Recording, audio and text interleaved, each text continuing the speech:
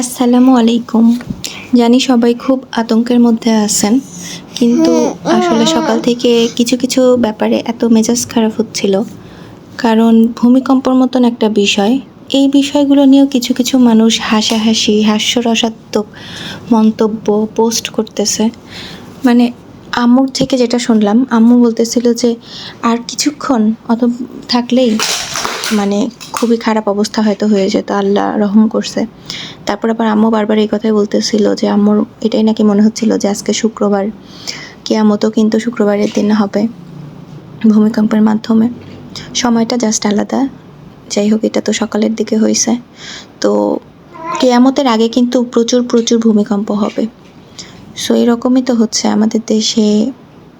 আমাদের দেশটা তো এমন না যে ভূমিকম্প প্রবণ অঞ্চল, তারপরও দেখেন এইবার কতগুলো মানুষও দেখলাম মারা গেছে, অনেকগুলো কি বলে বিল্ডিংও দেখলাম অনেক হয়েছে।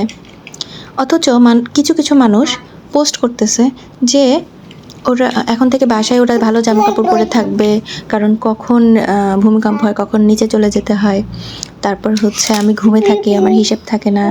মানে আলতু ফালতু বেশ কিছু করছে। আপনি ঘুমে আছেন, আপনার হিসাব নাই, সেটা যখন মানে মৃত্যুর সময় আসবে তখন ঠিকই ঘুমে থাকেন আর যেভাবেই থাকেন। মানে এই বিষয়গুলো নিয়ে কিভাবে প্রাকৃতিক দুর্যোগ এই টাইপের জিনিস নিয়ে, এগুলো তো বলা যায় যে আল্লাহর একটা গজব। আল্লাহ আমাদের বুঝদান করুক, আল্লাহ আমাদের নেক হায়াত দান করুক। এই ধরনের আমি কয়েকজনকে অলরেডি আনফ্রেন্ড করছি, কারণ এই টাইপের জিনিস এমনিতেই মাথার মধ্যে অনেক নেগেটিভিটি, অনেক অনেক ছোটোবেলা থেকে না নেগেটিভিটি এই ধরনের জিনিস দিয়েই মাথার মধ্যে ভর্তি হয়ে আছে।